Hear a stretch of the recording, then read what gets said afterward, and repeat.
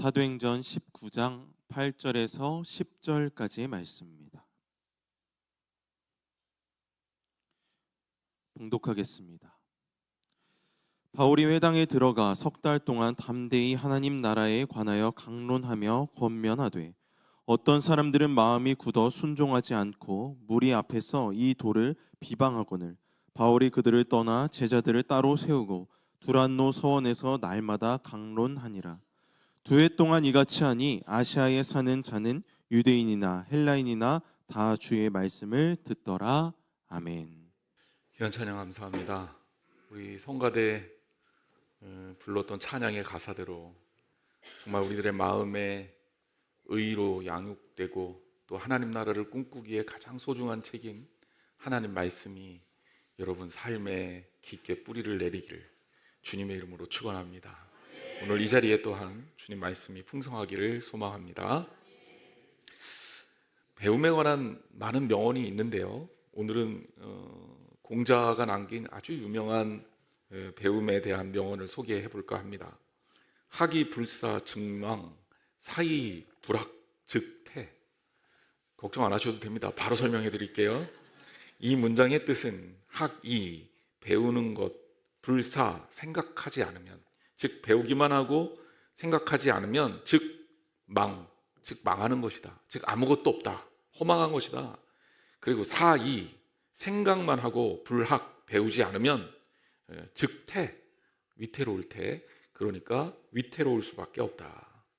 의역을 해본다면 배우기만 하고 스스로 사색하지 않으면 학문적 체계를 세우기가 어려워 근본이 없어지고, 사색만 하고 생각만 하고 체계적으로 배우지 않으면 자기 생각에 갇혀서 오류나 독단에 빠질 위험이 있는 위험한 사람이 된다는 뜻입니다.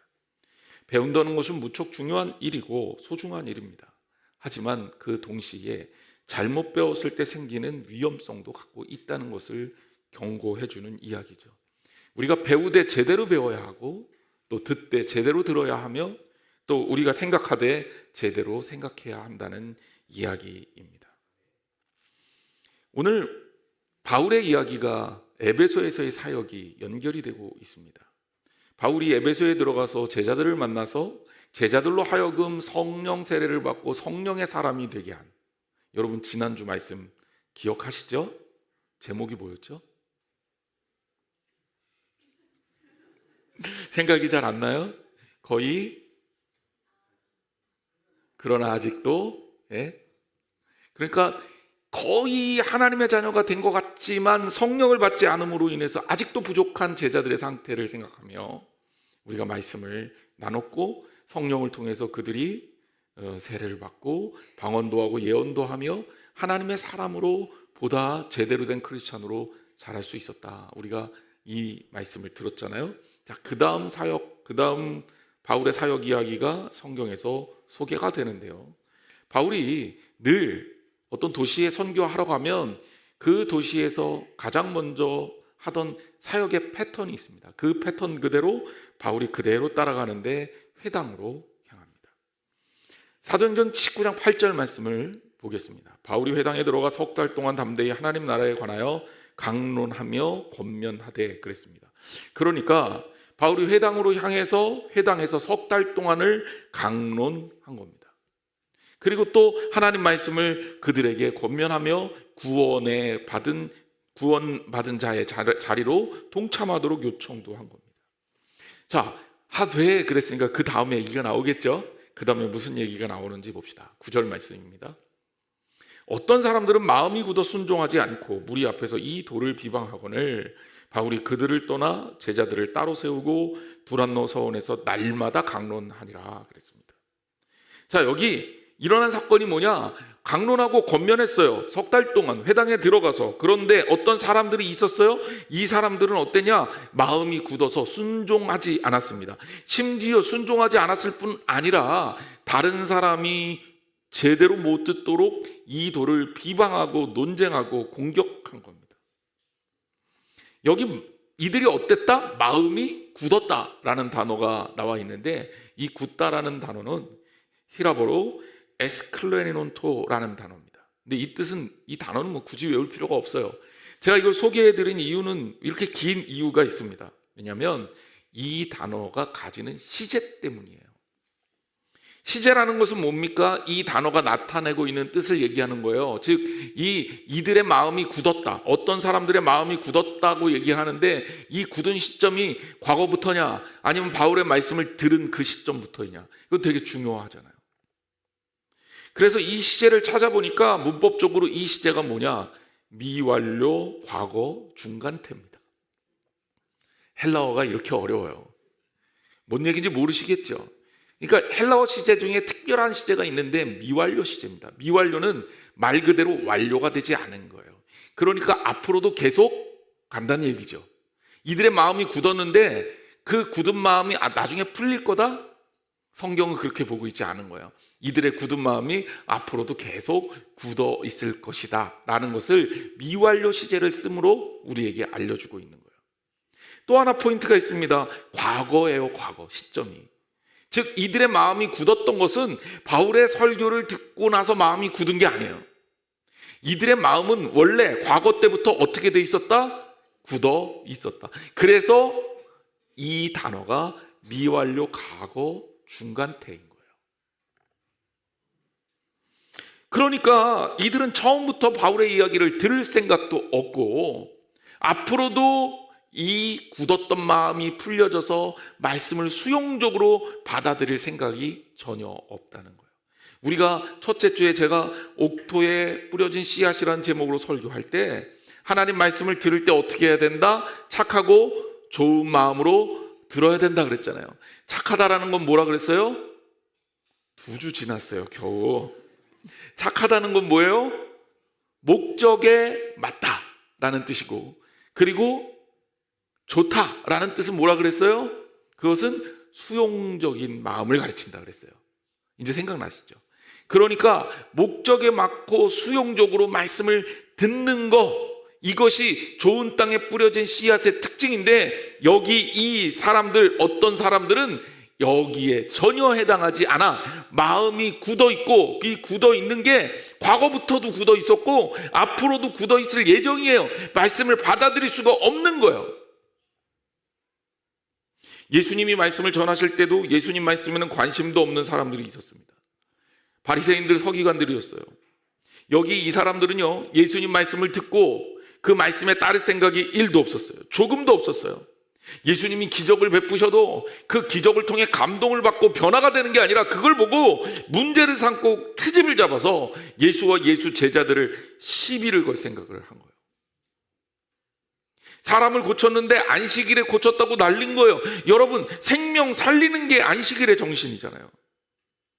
그런데 안식일에 그거 고쳤다고, 안식일날 일했다고, 율법 어겼다고 예수와 예수 제자들을 몰아세우는 이들의 마음이 진짜 그야말로 굳어있는 마음인 거죠. 아무리 능력 있는 말씀이 들어와도 마음이 굳어서 받아들여지지 않으면 변화되지 않습니다. 그리고 씨앗이 뿌려져서 싹이 나고 자라고 열매가 맺을 수 없습니다. 하나님 말씀을 듣는 이 자리는 우리가 옥토의 마음밭을 가지고 착하고 좋은 마음으로 말씀을 받아야 할 줄 믿습니다. 물론 옳고 그름이 불명확한 경우가 있어요. 그러니까 소위 말해서 인문학적 주제죠, 철학적 주제죠, 또 정치적 주제죠, 사회적 주제죠. 이런 건 애매합니다. 이거는 정답이 없어요. 그러니까 논쟁을 해서 학문이 발전이 일어납니다. 학술적이고 정치적 의견을 제시하는 그런 곳에 가면 자기 주장을 명확하게 내고 상대방의 허점을 딱 파고들어서, 그래서 날카롭게 지적도 해야 상대방도 그걸 방어하기 위해서 자기의 논리를 더 발전시키고, 그래서 이것이 서로 부딪혀 가면서 논쟁이 일어나면서 학문적 진보가 일어납니다. 그리고 그런 일을 하는 사람들을 우리는 뛰어난 학자, 뛰어난 논객이라고 부릅니다. 이게 일반적인 인문학의 발전의 방법이에요. 그렇지만 우리가 알아야 될 게 있어요. 하나님 말씀의 근본은 논쟁의 대상이 될 수 없습니다. 하나님께서 이 땅을 사랑하셔서 우리 인간을 만드시고 지으시고, 그리고 우리를 구원하시기 위해서 이 땅에 예수 그리스도를 보내시고, 예수 그리스도가 우리를 위해서 십자가에 달려 죽으시고 부활하시고, 그리고 다시 오시겠다고 약속하시고, 그리고 승천하시는 이 성경의 이야기는 논쟁의 대상이 될 수가 없는 거예요. 왜? 이건 진리니까. 하나님 말씀을 진리라고 합니다. 진리는 논쟁을 통해 타협점을 찾고 조금씩 양보하고, 그래서 어떤 없는 개념을 발전시키고 만들어내는 게 아니에요. 오해하지 마세요. 강대상을 어떤 걸로 써야 되지? 돌로 만든 강대상을 써야 되나? 크리스탈 써야 되나? 나무로 돼야 되나? 이거는 목회자 관점에 따라, 교인들의 취향에 따라 논쟁이 될 수 있고 토론이 될 수 있고 바꿀 수 있는 거예요. 하지만요, 복음은 논쟁과 논란의 대상이 아닙니다. 그것을 우리가 알아야 돼요. 갈릴레오 갈릴레이에 아주 유명한 일화가 있습니다. 갈릴레오 갈릴레이가 이 일화를 만들었을 그 배경에는 당시의 과학계와 종교계가 일치해서 의견을 모으고 있었던 천동설이 바탕에 깔려있던 그 시대였습니다. 이때 갈릴레오 갈릴레이보다 조금 앞선 코페르니쿠스가 지동설을 주장하죠. 이게 굉장히 크게 논란이 됐습니다.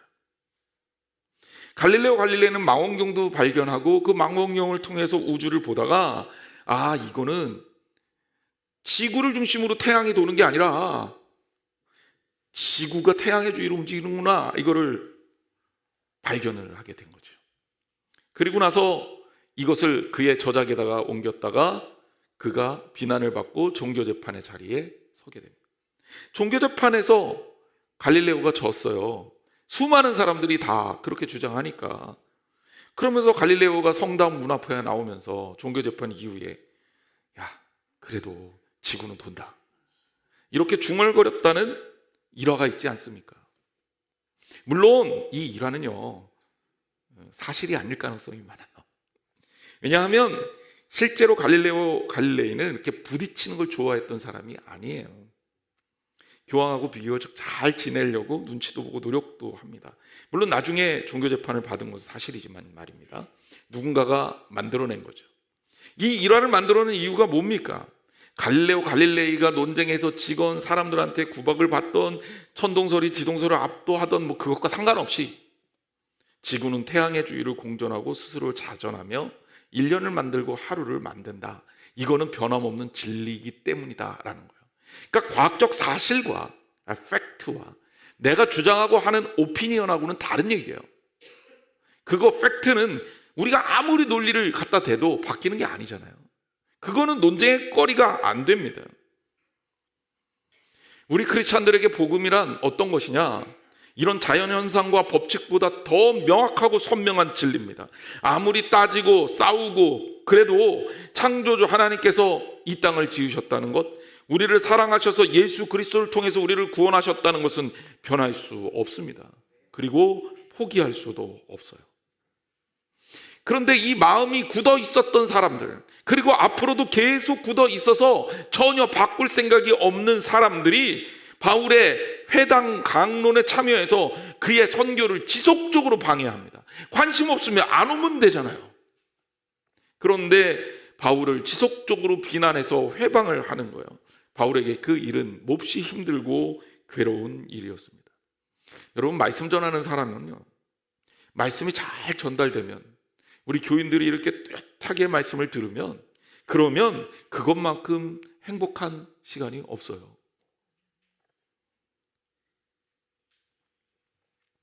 그런데 이게 방해받게 되잖아요.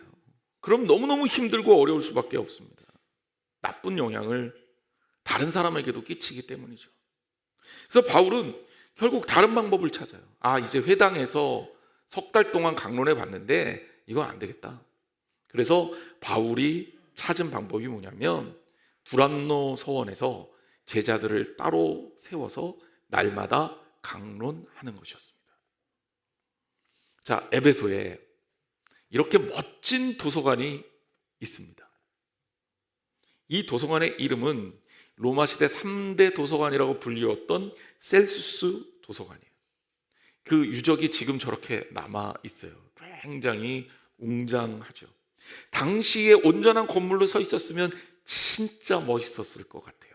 로마의 3대 도서관이니 책은 얼마나 많았을 거고, 아침 저녁으로 얼마나 많은 사람들이 모여서 여기서 배우는 시간을 가졌을까요?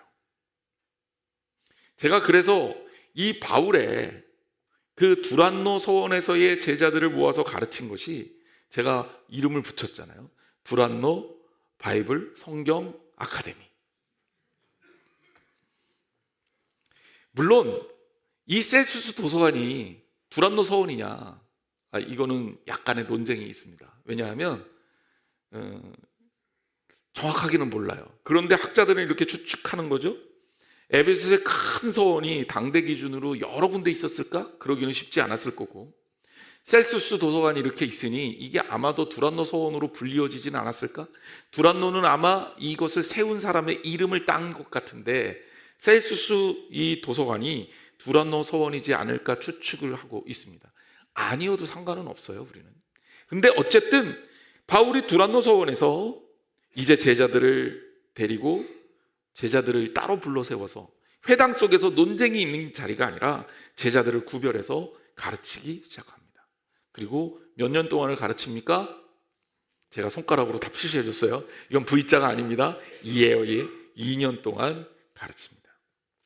그런데 이 선교적 상황을 좀 자세히 들여다보면 우리가 여러 가지 상황을 더 유추할 수가 있는데요. 자, 이 에베소의 회당은 하나님 말씀에 대한 반대 때문에 하나님 말씀 가르칠 수가 없었어요.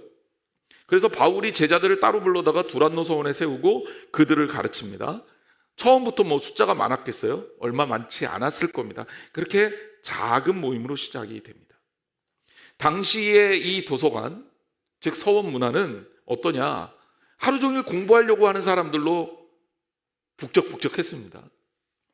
그래서 아침에 그리고 오후에 정규 공부 시간이 있었어요. 그러니까 정규 강사들이 나와서 우리 교회 바이블 아카데미 하는 것처럼 그렇게 쫙 시간을 나눠서 그들이 여기에서 공부하고 교육하는 시간들이 있었던 것으로 기록되어 있습니다.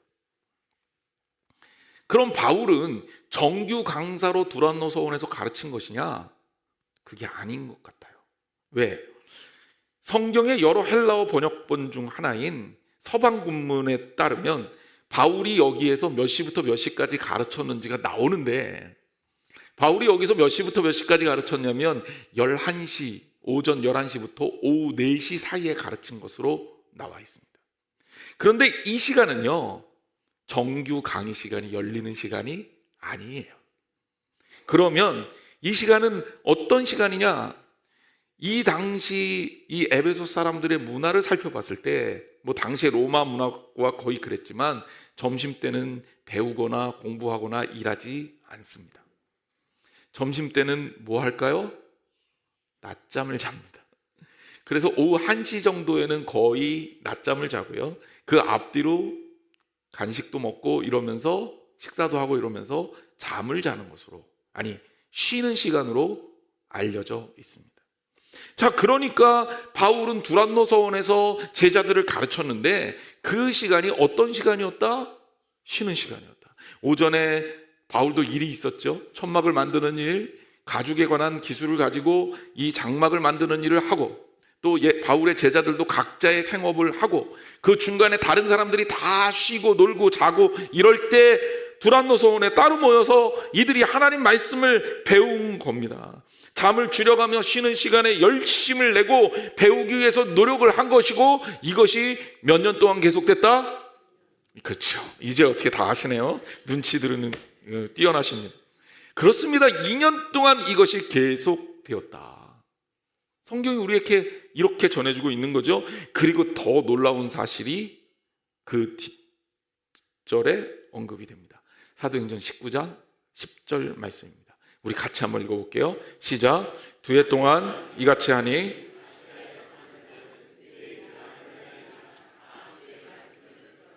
아멘. 2년 동안 이렇게 했는데 결국 이렇게 두란노 서원에서 바울이 제자들을 양육하니까 아시아에 사는 유대인이나 헬라인이나, 유대인하고 헬라인 빼면 누가 남아요? 안 남아요. 그러니까 아시아에 사는 모든 사람은 주의 말씀을 들었습니다. 듣고 믿는 자가 있었고 안 믿는 자가 있었지만 그래도 아시아에 사는 사람들에게 말씀이 어떻게 됐다? 전해지고 들려졌다. 얼마나 놀라운 말씀인가요?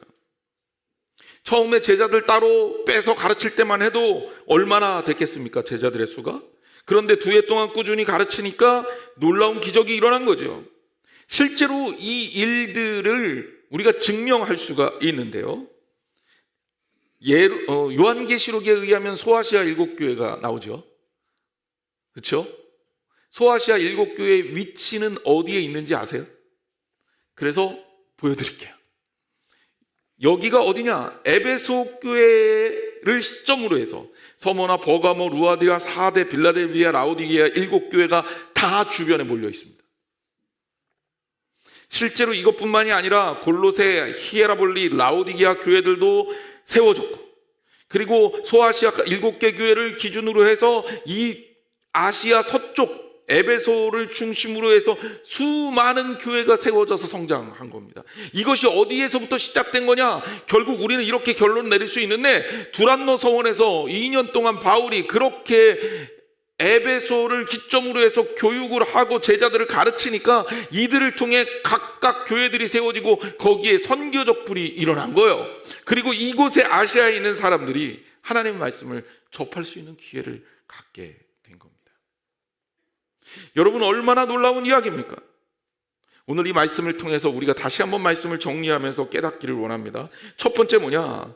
말씀 가르치는데요, 비난하는 일들과 논쟁하는 일들로 에너지 소모할 필요가 없다는 거예요. 왜냐하면 복음은 논쟁을 통해 이겨서 우리 뜻을 관철해서 이상적 사회를 만드는 정치적이나 학문적 또 사회학적 논쟁이 아니기 때문입니다. 과감하게 마음을 닫고 열지 않고 굳어 있다면 거기에 계속 씨를 뿌릴 필요는 없는 거죠. 포기가 아니라 마음이 열려지기를 기다리고 기도하며 우리는 급하고 의미 있는 일에 집중할 필요가 있습니다. 사실 이 일만으로도 우리 충분히 바쁘고 일이 많아요. 예수님의 씨 뿌리는 자에 비유한다면 옥토가 있는데 길가나 돌밭에 씨를 뿌릴 필요가 없다는 얘기지요. 그러니까 우리가 결과 주님께 맡기고 우리에게 주어진 길을 침착하고 지속적으로 뚜벅뚜벅 걸어갈 필요가 있습니다. 그게 뭐예요? 하나님 말씀에 대한 사모고, 하나님 말씀에 대한 상고고, 하나님 말씀을 따르려고 하는 노력이고, 여러분들이 마음 가운데 착하고 좋은 마음으로 말씀을 듣고 지키고, 그리고 인내함으로 결실을 맺는 것, 그것 아니겠습니까? 사랑하는 성도 여러분, 주님이 원하신 필요로 하는 그 자리에 서서 주의 말씀을 배우고 듣고 가르치는 여러분들이 되기를 주님의 이름으로 축원합니다. 두 번째, 하나님 말씀을 가르치고 제자 삼는 일에 집중하면 하나님께서 그 결과를 책임져 주신다는 거예요. 바울이 이렇게 될 줄 알았을까요? 바울은요, 여기에 대해서 예측하고 예언하고 행동한 게 아닙니다. 여기 이 상황에 가장 소중한 게 뭐냐? 사람을 세우는 일이다. 제자를 삼는 일이다. 그러니 나는 두란노 서원에서 제자들을 따로 가르치겠다고 결심하고 그렇게 한 겁니다. 교회는요, 눈에 보이는 이익을 쫓아 따라가는 회사의 모습이 아닙니다. 일반 공동체라고 해도 이익 집단이라고 볼 수가 없다는 거예요. 우리는 효율성과 효과가 중요한 집단이 아닙니다. 때로는 교회 일이라는 게 비효율적인 일들이 얼마든지 있을 수 있습니다. 하지만 하나님께서 원하시는 일들이라면 비효율적인 일들이라 하더라도 그거를 할 줄 알아야 진짜 교회인 거예요. 인간적 기준에서 이것저것 따져서 이거는 맞고 이것은 그르고 그렇게 하지 말라는 거예요. 특히 사람을 키우고 세워가는 일은 다른 어떤 일보다도 가장 중요한 일입니다. 물론 힘들죠. 돈도 많이 들죠. 장기적으로 또 해야 되니까 진짜 어렵습니다. 그리고 하면서도 늘 고민이 될 수밖에 없는 게 교육이에요. 뭐 교회, 기독교 교육뿐만이 아니라 일반 교육도 마찬가지입니다. 근데 이거 안 하면 나라는 망해요. 성경은 더더군다나 우리에게 이런 진리를 알려줍니다. 출애굽하는 이스라엘 백성들을 보세요. 멀쩡한 길 있어요. 해안로로 잘 따라 들어가면 뭐 그 인구를 고려했을 때 뭐 한 달 걸린다 그래도 한 달 안쪽으로 애굽에서 가나안 땅까지 갈 수 있어요. 하나도 어려운 길이 아닙니다. 왜? 거기에 일반 상행로가 있어요. 길이 잘 돼 있는 데가 있어요. 거기 사람들이 다니는 데입니다. 그런 길로 안 가요. 왜 바다로 갑니까? 왜 홍해로 가요? 홍해로 가는데 배도 없어. 홍해로 왜 가요? 그런데 그 홍해를 갈라서 갑니다. 얼마나 불편합니까? 이번 주 지난 목요일부터 지난주간 목요일부터 시편 강해가 드디어 끝나고, 제가 저희 교회 부임하면서부터 시작했던 새벽 예배 때 시편 1편부터 시작을 했는데요, 시편 150편의 그 긴 장정을 끝내고 드디어 신명기 강해를 시작하게 됐습니다. 그 신명기 강해 첫 시간에 첫 번째 모세가 그가 백성들에게 설교하면서 언급하는 얘기가 나와요. 그게 뭐냐면 이스라엘 백성들 12정탐꾼을 파견한 얘기입니다. 그게 어디에서 이루어진 거냐면 가나안 땅 남쪽이죠. 그러니까 가나안 땅 남쪽 입구, 즉 애굽에서 가나안 땅으로 갈 때 당연히 그쪽으로 가야 제일 가깝고 현명한 길, 가데스 바네아입니다. 그러니까 이쪽에서 북쪽으로 올라가면서 정복 전쟁을 하는 게 맞는 거예요. 그런데 요단강을 또 건너가요.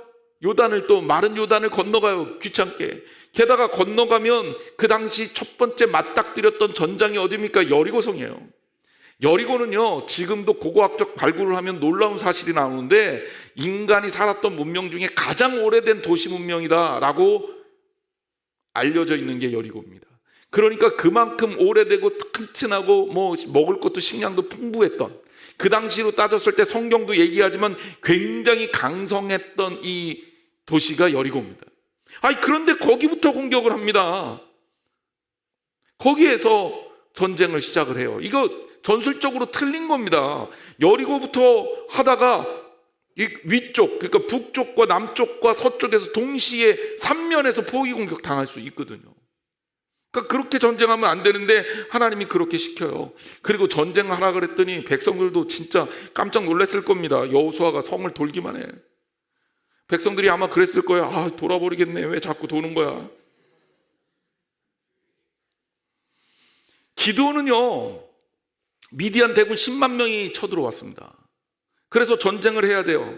그래서 사사 기드온이 일어나서 백성들에게 이제 우리가 전쟁을 시작하자, 그리고 전쟁에 참여할 사람들을 모읍니다. 그런데 점점 숫자를 줄여요. 300명만 남기고. 아니 300명으로 무슨 전쟁을 합니까? 쳐들어온 인원이 10만 명인데 이게 말도 안 되는 싸움을 하는 거잖아요. 이 말도 안 되는 싸움을 하나님이 하게 하십니다. 가끔 저는 성경을 볼 때마다 그런 질문을 합니다. 예수님은 어땠을까? 예수님은 왜 갈릴리 나사렛 그 촌동네에서 목수의 아들로 그것도 태어났을까? 제가 어렸을 때 읽은 책에 보면 고다마 시타르타, 불교의 창시자 석가모니 부처님이죠. 그분은 왕족으로 태어났잖아요. 왕족으로 딱 태어나서 폼이 나는데 나는 부귀영화를 버리고 깨달음을 얻기 위해서 나갈 거야. 그러니까 사람들이 우와, 저 사람 대단하다. 그러고 그 사람 따를만 하잖아요. 예수님도 좀 고귀한 신분으로 태어나서 나는 다 버리고 나는 너희들과 같이 될래. 그랬으면 사람들이 비웃기보다는 존경스러워했을 겁니다. 그런데 예수님이 출신 지역이 어디냐면 갈릴리 나사렛, 직업은 목수의 아들이에요. 근데 이 타이틀은 어떤 상태냐? 예수님이 처음에 소개를 받은 빌립도, 그리고 다른 사람도 뭐라 그러느냐? 야, 갈릴리에서 무슨 선한 게나. 야, 나사렛에서, 웃기지 말라 그래. 거기에서 어떻게 메시아가 나냐? 말도 안 되는 소리 하지 말라. 이렇게 비웃는 자리거든요. 이해가 안 되잖아요. 이해가, 여러분.